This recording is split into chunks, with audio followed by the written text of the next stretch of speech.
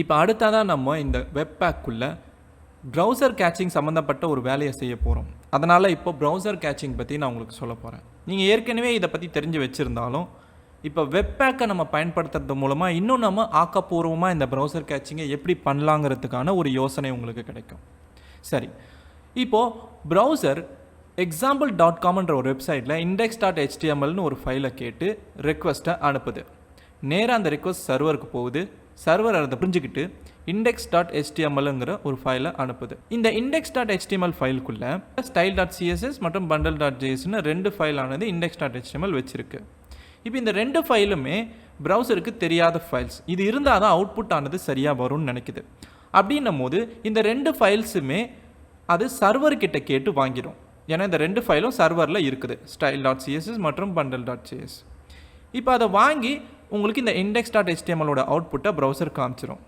அதோடைய வேலையை முடிச்சிடாமல் திரும்பவும் இந்த ஃபைல்ஸ் ஆனது தேவைப்படும்ன்ற காரணத்துக்காக கேட்ச்ன்ற ஒரு இடத்துக்குள்ளே இந்த ரெண்டு ஃபைல்ஸையும் அது பதிவு பண்ணிடும். கேட்சுங்கிறது ப்ரௌசருக்காக ஒதுக்கப்படுற ஒரு சில இடம்னு வச்சுக்கோங்க. அது எதுக்காக பயன்படுதுன்னு அடுத்த ஒரு உதாரணம் பார்க்கும்போது உங்களுக்கு புரியும். இப்போ அடுத்த ஒரு தருணத்தை பார்க்கலாம். திரும்பவும் நம்மளுடைய ப்ரௌசர் அந்த example.comக்கு ஒரு ரிக்வெஸ்ட் அனுப்புது. சர்வர் அந்த index.html ப்ரௌசருக்கு அனுப்புது. இப்போ அந்த index.html அதே ஃபைல் நேம் கொண்ட லிங்க் மற்றும் ஸ்கிரிப்ட் டேக் வருது. இந்த ரெண்டு ஃபைல்களும் சர்வர்களுக்குள்ளே இருக்குது. இந்த ரெண்டு ஃபைலும் சர்வருக்குள்ளே இருக்குது. ஆனால் ப்ரௌசர் இது ரெண்டுத்தையும் சர்வர்கிட்ட கேட்டு வாங்கிறதுக்கு நேரம் எடுக்குன்ற காரணத்துக்காக வேறு ஒரு வழியை முதல்ல பார்க்குது. அதாவது கேட்ச்குள்ளே முதல்ல அது இருக்கா அப்படின்னு சோதனை செய்யுது. ரெண்டுமே கேட்ச்குள்ளே இருக்குது அப்படின்னும் போது அந்த ரெண்டு ஃபைல்ஸையுமே அது எடுத்துக்குது. இப்போது index.htmlோட அவுட்புட் இதுக்கு முன்னாடி பார்த்ததை விட ரொம்ப வேகமாகவே வந்திருக்கும். காரணம் என்னென்னா கேட்ச்குள்ளே இருந்து ப்ரௌசர் அந்த ரெண்டு ஃபைல்களையும் எடுத்து லோட் பண்ணியிருக்கு.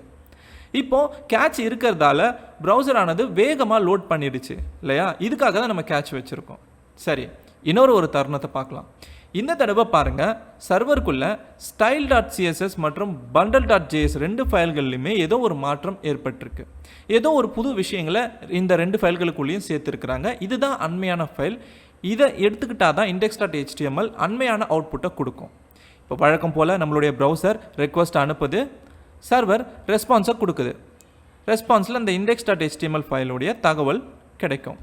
இப்போ மறுபடியும் ப்ரௌசர் பார்க்கும்போது style.css மற்றும் bundle.jsன்னு ரெண்டு ஃபைல் அதுக்கு தேவைப்படுது. இந்த தடவை மறுபடியும் அது போய் சர்வர்கிட்ட கேட்காம திரும்பவும் கேட்சில் இருந்து அந்த ரெண்டு ஃபைல்ஸையும் லோட் பண்ணிக்குது. ஞாபகம் வச்சுக்கோங்க, இந்த கேட்சுக்குள்ளே இருக்கிற ரெண்டு ஃபைலுமே பழைய ஃபைல்கள். இதுக்கு முன்னாடி அது பதிவு செஞ்சு வச்சது. ஆனால் சர்வரில் இருக்கிறது தான் புது ஃபைல்கள். அண்மையான சேஞ்சஸ்கள் எல்லாம் அதில் தான் இருக்கும். அப்போது பழைய ஃபைல்களை எடுத்துக்கிட்ட இந்த index.html பழைய ஒரு அவுட்புட் தானே கொடுக்கும். இப்படி தான் ஒவ்வொரு வாட்டியும் திரும்ப ப்ரௌசர் அந்த சர்வருக்கு ரிக்வஸ்ட் கொடுக்கும்போது ப்ரௌசர் அந்த சர்வருக்குள்ளே இருக்கிற ஃபைலை எடுக்காமல் கேட்ச்குள்ளே இருக்கிற ஃபைலையே திரும்ப எடுத்து கொடுத்துக்கிட்டு இருக்கும். கடைசி வரைக்கும் ப்ரௌசருக்கு சர்வருக்குள்ளே இருக்கிறது தான் புது ஃபைலுங்கிறது தெரியாமலே போயிடும். இப்போ இந்த பிரச்சனை ஒன்று இருக்குன்னும் போது எல்லா ஒரு ப்ரௌசர்லேயும் ஒரு ஆப்ஷன் ஒன்று இருக்கும். அதுதான் empty cache and hard reload. இந்த ஒரு ஆப்ஷன் மூலமாக நீங்கள் அந்த குறிப்பிட்ட பேஜுக்குள்ளே இருக்கிற கேட்சை முற்றிலும் அழிச்சிடும். அதுக்கப்புறமா ப்ரௌசர் திரும்ப அந்த ஃபைலை லோட் பண்ணும் போது அந்த ரெண்டு ஃபைல்களையும் சர்வர்லேருந்து வாங்கி வச்சுக்கும். அதனால் அண்மையான HTML அவுட்புட் என்னவோ அதுதான் உங்களுக்கு கிடைக்கும். சரி, ஆனால் சர்வர்களில் ஒவ்வொரு வாட்டியும் தான் ஃபைல் மாற்றிக்கிட்டே இருப்பாங்க. எப்போ மாற்றுவாங்கன்னு தெரியாது. அப்போ ஒவ்வொரு வாட்டியும் யூசர் இந்த empty cache and hard reload பண்ணிக்கிட்டே இருந்தால் யூசருக்கு இந்த வெப்பேஜை பயன்படுத்துறதுல ரொம்பவே சிரமம் இருக்கும். அந்த சிரமத்துக்காக நம்ம என்ன பண்ணுறோம், வெப்பேக்கில் ஒரு புது வழியை கையாள போகிறோம். அதுதான் சர்வரில் ஃபைல்களை இந்த மாதிரி ஒரு ஃபைல் நேமோட ஜென்ரேட் பண்ணுறது. இப்போ சர்வரில் பாருங்கள், நம்மளுடைய இந்த ஸ்டைல் மற்றும் பண்டல்ன்ற இந்த ரெண்டு ஃபைல்களுக்கும் எக்ஸ்டென்ஷன் முன்னாடி ஃபைல் நேம்கள் எழுத்துக்களும் எண்களும் கலந்த வார்த்தையாக கொடுக்கப்பட்டிருக்கும். இப்போ இந்த மாதிரி சர்வர்களில் ஃபைல் இருக்கும் போது என்ன நடக்கும்ன்றதை மறுபடியும் பார்க்கலாம். இப்போ ப்ரௌசர் திரும்பவும் example.comக்கு ரெக்வஸ்ட் அனுப்புது அந்த index.html ஃபைலுக்காக. சர்வர் திரும்பவும் ரெஸ்பான்ஸ் அனுப்புது. நம்மளுக்கு ப்ரௌசரில் அந்த index.html கிடைச்ச உடனே பாருங்கள், ஸ்டைல் அப்புறம் எழுத்து எண்கள் கலந்த வார்த்தையை பார்த்து ஒரு CSS ஃபைல் இருக்குது. அப்புறம் பண்டல் எழுத்து எண்களோடு கலந்த ஒரு JS ஃபைல் இருக்குது. இது ரெண்டுத்தையுமே பார்க்கும்போது ப்ரௌசர் முதல் தடவை பார்க்கும்போது அதோடைய கேட்ச்குள்ளே அந்த ஃபைல் இருக்காது. அப்போ என்ன பண்ணிக்கும், சர்வர்லேருந்து இந்த ஸ்டைல் மற்றும் பண்டல் ஃபைல்களை வாங்கி வச்சுக்கும். அதோட திரும்பவும் அது தேவைப்படலான்றதுக்காக கேட்ச்குள்ளே அது பதிவு பண்ணிடும். சரியா? இப்போ அடுத்த ஒரு தருணத்தை பார்க்கலாம். திரும்பவும் ப்ரௌசர் சர்வர் கிட்ட ரிக்வஸ்ட் அனுப்புது, சர்வர் ரெஸ்பான்ஸாக அனுப்புது. இந்த தடவை index.html அதே ஸ்டைல் மற்றும் பண்டல் ஃபைல்களுடைய பெயர்களை கொண்டு இருக்கு. இதே ஃபைல் நேம்கள் தான் அதோடைய கேட்ச்குள்ளேயும் இருக்குன்றதால ப்ரௌசர் அதை அப்படியே எடுத்து லோட் பண்ணிடும்.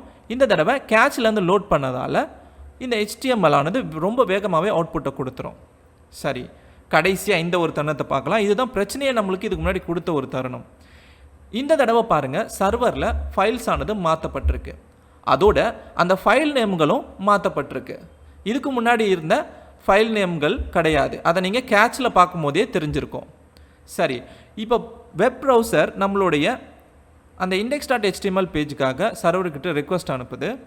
சர்வர் திரும்ப index.htmlக்குள்ளே அந்த புதிய ஃபைல்களோட இன்ஃபர்மேஷனோட ப்ரௌசருக்கு அனுப்புது. ப்ரௌசர் அந்த index.html பார்க்கும்போது இந்த தடவை ப்ரௌசருக்கு ஸ்டைல் மற்றும் பண்டல் ஃபைல்களோட பெயர்கள் HTML மாற்றப்பட்டிருக்கு அப்படின்றத புரிஞ்சுக்குது. இந்த ஃபைல்கள் கேட்ச்குள்ளே இருக்காதுன்னு பார்க்கும்போது நிச்சயமாக அது கேட்ச்குள்ளே அது இருக்காதுன்றத ப்ரௌசர் புரிஞ்சுக்கும். என்ன பண்ணும், இந்த புது ஃபைல்கள் சர்வர்கிட்ட இருக்கும் அப்படின்னு தெரிஞ்சுக்கிட்டு அதை சர்வர்கிட்ட இருந்து இப்போ வாங்கி வச்சுக்கிட்டு திரும்பவும் அது தேவைப்படும்ன்ற காரணத்துக்காக கேட்சில் அது வச்சுக்கும். இப்போ அடுத்த தடவையும் மறுபடியும் ஒரு புது மாற்றத்தை அடையும் போது புது ஃபைல் நேம்கள் இருக்கும். ப்ரௌசர் அந்த புது ஃபைல் நேம் பார்க்கும்போது மறுபடியும் அதை சர்வர்கிட்ட இருந்து தான் வாங்கும். இப்போது இந்த மாதிரி பண்ணும் போது ஒவ்வொரு தடவையும் ஹார்ட் ரீலோட யூசர் பண்ண வேணாம். ஃபைல் நேம்கள் மாற்றப்பட்டிருக்கிறத ப்ரௌசர் உணர்ந்து அதுவே சர்வர்கிட்ட இருந்து வாங்கிக்கும். இப்படி தான் நீங்கள் ஒரு ப்ரௌசர் கேட்சிங்கை இந்த வெப்பேக் வச்சு இன்னும் எளிமையாக பண்ண முடியும். இப்போ இதே விஷயத்தை தான் ஒரு உண்மையான உதாரணத்தோடு அடுத்து பார்க்க போகிறோம். இப்போது எந்த ஒரு மாற்றமும் இல்லாத சூழ்நிலையில் நம்மளுடைய இந்த bundle.js ஃபைலை திரும்ப நம்ம சர்வர்கிட்ட இருந்து வாங்க வேண்டிய அவசியம் நம்மளுடைய அப்ளிகேஷனுக்கு இருக்கக்கூடாது. இதை தான் கேட்சிங்னு சொல்லுவோம். இப்போ இன்னும் தெளிவாக நம்ம சொல்லணுன்னா நம்மளுடைய ப்ரௌசருக்கு போவோம். இங்கே இந்த நெட்வொர்க் டேப்பில் index.htmlக்கு என்னென்ன ஃபைல்ஸ் எல்லாம் லோட் ஆகுது பாருங்கள். அதில் JS டேப்பை வச்சிங்கன்னா bundle.jsன்ற ஃபைல் லோட் ஆகிருக்கிறத நீங்கள் பார்க்கலாம். இது நீங்கள் லோக்கலில் பார்க்குறதால உங்களுக்கு ஒரு HTML ஃபைல்லேருந்து லோட் ஆகும்போது ஃபாஸ்ட்டாக வந்துடுது. காரணம் நம்மளுக்கு ஃபைல் எல்லாம் கம்ப்யூட்டருக்குள்ளே தான் இருக்குது. இதுவே சர்வருக்குள்ளேருந்து வந்திருந்தால் நிச்சயமாக அது வந்து கேட்ச்லேருந்து தான் வரும். இப்போ உதாரணத்துக்கு கூகுள் வெப்சைட்டே நம்ம ஓப்பன் பண்ணுவோம். இப்போ இதுக்குன்னு சில JS ஃபைல்ஸ்லாம் வரும். இப்போ பாருங்கள், இத்தனை JS ஃபைல் கூகுள் வெப்சைட் பண்ணும்போது வருது. அதில் பாருங்கள், ஒரு சிலது சைஸ்ன்ற டேப்பில் மெமரி கேட்ச் அப்படின்றதுலேருந்து வந்திருக்கு. அப்படின்னா இது வந்து கேட்சிங்கை பின்பற்றுது. ஏற்கனவே வந்திருக்கிற டேட்டாவை திரும்ப நம்ம போய் சர்வர்கிட்ட வாங்காமல் நம்மளுடைய ப்ரௌசருக்குள்ளேருந்தே எடுத்து வச்சுருக்கோம். கேட்சிங் நல்லது தான். ஆனால் நம்ம ஃபைலில் ஏதாவது ஒரு மாற்றம் ஏற்பட்டிருக்குன்றது தெரியாமல் பழைய ஃபைலே இருக்கக்கூடாது. அப்போது கேட்சிங்கும் பண்ணணும், அதே நேரத்தில் ஏதாவது ஃபைல் மாற்றம் ஏற்பட்டால் ப்ரௌசர் அதையும் புரிஞ்சுக்கணும். அப்படின்னா நம்மளுடைய வெப்பேக்குள்ளே சில மாற்றங்களை நம்மளுடைய ஃபைலுக்குள்ளே பண்ணலாம். நம்மளுடைய இந்த bundle.js ஃபைலுடைய பெயரில் ஒரு சில மாற்றங்கள் பண்ணலாம். அதாவது பண்டலுக்கு அடுத்து டாட் வச்சு கண்டென்ட் ஆஷ் அப்படின்ற பெயரை நம்ம ஒரு ஸ்கொயர் ப்ராக்கெட்டுக்குள்ளே கொடுத்தா வெப்பேக் இந்த ஃபைல் நேம் ஜென்ரேட் பண்ணும்போது ஒரு சில எண்கள் மற்றும் லெட்டர்கள் கலந்த வார்த்தைகளோட ஃபைல் நேமை ஜென்ரேட் பண்ணும். இப்போ போய் நம்ம npm run buildன்னு கொடுத்தோன்னு வச்சுக்கோங்க, நம்மளுக்கு ஃபைல் நேம் எப்படி வரும்னு பாருங்கள். ஜென்ரேட் பண்ண ஃபைல் நேம் பாருங்கள், அங்கே பண்டல் டாட் அப்புறம் ஏதோ ஒரு சில எழுத்துக்கள்லாம் கலந்து ஒரு பெயர் வந்திருக்கு. அதுக்கப்புறம் .js. இதுதான் இப்போ நம்மளுடைய HTML பயன்படுத்த வேண்டியது. நம்ம இந்த index.html ஃபைலை ஓப்பன் பண்ணி அதுக்குள்ளே நம்ம இந்த ஸ்கிரிப்ட் ஃபைலை கொடுத்தோன்னு வச்சுக்கோங்க. ஒரே ஃபைல் நேமாக இருக்க வரைக்கும் அது கேட்சை பின்பற்றும். வேறு ஃபைல் நேம் மாறும்போது புது ஃபைலை அது சர்வர்கிட்டேருந்து வாங்கிக்கும். இப்போது எந்த ஒரு மாற்றமும் செய்யாமல் நம்ம திரும்பவும் பில்டு கமாண்டை ரன் பண்ணால் திரும்பவும் ஒரு ஃபைல் ஜென்ரேட் ஆகும்னு நீங்கள் நினைப்பீங்க. அதுக்காகவே இந்த npm run build கமாண்டை திரும்பவும் ரன் பண்ணுறேன். வெற்றிகரமாக வெப்பேக் கம்பைல் பண்ணிடுச்சு. ஆனால் எந்த ஒரு புது ஃபைலையும் இதுக்கு அடுத்து அது ஜென்ரேட் பண்ணல. கடைசியாக அது என்ன பண்ணியிருக்கோ அதே தான். ஏன்னா நம்ம எந்த ஒரு ஃபைலுக்குள்ளேயும் எந்த ஒரு மாற்றத்தையும் செய்யலை. இப்போது index.js ஃபைலுக்குள்ளே ஒரு மாற்றத்தை செய்ய போகிறோம். இந்த மல்டிப்ளை ஃபங்க்ஷனுக்கு அடுத்து நம்ம இப்போ ஒரு மாற்றத்தை செய்யலாம். நான் இங்கே 10ன்னு ஒரு கான்ஸ்டன்ட் உருவாக்குறேன், அதுக்கு வேல்யூ 10ன்னு வைக்கிறேன். இப்போ இது இந்த ஃபைலில் ஒரு மாற்றம் நம்ம ஏற்படுத்தியிருக்கோம், கரெக்டாக? இப்போ போயிட்டு நம்ம திரும்பவும் npm run buildன்ற அந்த கமாண்டை ரன் பண்ணால் வெப்பேக் இந்த ஃபைலுக்குள்ளே மாற்றங்கள் ஏற்பட்டிருக்கு அப்படின்னு புரிஞ்சுக்கிட்டு புது ஜேஎஸ் ஃபைலை வேறு ஒரு ஆஷ் ஸ்ட்ரிங்கோடு கொடுக்கும். பார்த்தீங்களா? இப்போ மாற்றப்பட்டிருக்க இந்த ஃபைலை தான் நீங்கள் index.htmlக்குள்ளே வச்சுருக்கணும். அப்போ தான் ப்ரௌசர் புது ஃபைலை எடுத்துக்கும் சர்வர்கிட்ட இருந்து, கேட்சிங் பண்ணாது. இப்போது இதே கண்டென்ட் ஆஷை நம்ம சிஎஸ்எஸ் ஃபைலுக்கும் கொடுக்க முடியும். அதுக்கு நீங்கள் உங்களுடைய வெப்பேக் கான்ஃபிகரேஷனில் நம்ம இந்த மினி எக்ஸ்ட்ராக்ட் சிஎஸ்எஸ் பிளகின் அப்படின்னு சொல்லிட்டு ஒன்று யூஸ் பண்ணோம் தெரியுமா? கீழே அதுக்கு ஃபைல் நேம் ஒன்று கொடுத்துருப்போம், ஃபைல் நேம் ப்ராப்பர்ட்டி ஒன்று. அந்த ப்ராப்பர்ட்டியில் வேல்யூவாக கொடுக்குறோம்ல அந்த ஃபைல் நேமை, அதில் டாட் அப்புறம் ஸ்கொயர் ப்ராக்கெட்டுக்குள்ளே கண்டென்ட் ஆஷ் அப்படின்னு இந்த வார்த்தைகளை கொடுத்து நீங்கள் சேவ் பண்ணி இப்போ நீங்கள் வெப்பேக்கை ரன் பண்ணலாம். திரும்பவும் npm run build அப்படின்ற கமாண்டை கொடுத்து இப்போ பாருங்கள், சிஎஸ்எஸ் ஃபைலும் இதே மாதிரி ஒரு கண்டென்ட் ஆஷ் ஸ்ட்ரிங்கோடு வந்திருக்கும். இப்போ நீங்கள் சிஎஸ்எஸ் ஃபைலுக்கும் இந்த கேட்சிங்கை பண்ண முடியும். ப்ரௌசர் இந்த ஃபைல் நேம் இருக்கிற வரைக்கும் கேட்சிங் பண்ணணும், மாற்றப்பட்டுடுச்சுன்னா அது புது ஃபைலில் சர்வர்கிட்டேருந்து வாங்கிக்கும். அடுத்து நீங்கள் என்ன கேட்பீங்கன்னு தெரியும், இந்த 2 ஃபைலையும் இப்போ நான் HTML மாற்றிக்கிட்டே இருக்கணுமா?